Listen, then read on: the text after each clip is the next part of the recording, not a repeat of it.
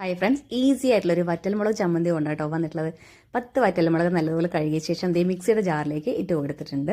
ഇനി അത് നല്ലതുപോലെ കുറച്ച് വെള്ളം കൂടെ ഒഴിച്ച് നല്ലതുപോലെ ഒന്ന് അരച്ചെടുത്തിട്ട് വരാം. ഇനി അതിലേക്ക് ഒരു 10-15 ചെറിയ ഉള്ളി ഇട്ട് കൊടുക്കാം. 1 സ്പൂൺ ഉപ്പും ചേർത്ത് കുറച്ച് വെള്ളം ഒഴിച്ചിട്ട് ഒന്ന് അരച്ചെടുത്തിട്ട് വരാം. ഉള്ളി ഇട്ടതിന് ശേഷം നല്ലതുപോലെ അരച്ചെടുക്കേണ്ട. ഇനി അത് നമുക്ക് മറ്റൊരു പാത്രത്തിലേക്ക് മാറ്റാം. എല്ലാവർക്കും ഈ ചമ്മന്തി ഉണ്ടാക്കാൻ അറിയായിരിക്കും, എല്ലാവരും ഉണ്ടാക്കുന്നതായിരിക്കാം. എങ്കിലും എനിക്ക് ഏറ്റവും ഇഷ്ടപ്പെട്ട ചമ്മന്തിയാണ് കേട്ടോ ഇത്. ഇഡലിക്കും ദോശയ്ക്കും എനിക്ക് ഈ ഒരു ചമ്മന്തി ഉണ്ടെങ്കിൽ എനിക്ക് വേറെ ഒരു ചമ്മന്തിയുടെയോ അല്ലെങ്കിൽ ചട്നിയുടെയോ ഒന്നും ആവശ്യമില്ല. ഇനി നമുക്ക് ഈ ചമ്മന്തിയിലേക്ക് ഒരു 3 സ്പൂൺ വെളിച്ചെണ്ണ കൂടെ ഒഴിച്ചു കൊടുക്കാം. ഞാൻ വലിയ സ്പൂൺ ആയതുകൊണ്ട് 2 സ്പൂൺ വെളിച്ചെണ്ണയാണ് ഒഴിച്ചു കൊടുത്തിട്ടുള്ളത്. അപ്പോൾ നമ്മൾ ചെറിയ സ്പൂൺ ആണെങ്കിൽ ഒരു 3 സ്പൂൺ വെളിച്ചെണ്ണ കൂടെ ഒഴിച്ചു കൊടുക്കുക. നല്ല ടേസ്റ്റ് ആയിരിക്കും കേട്ടോ.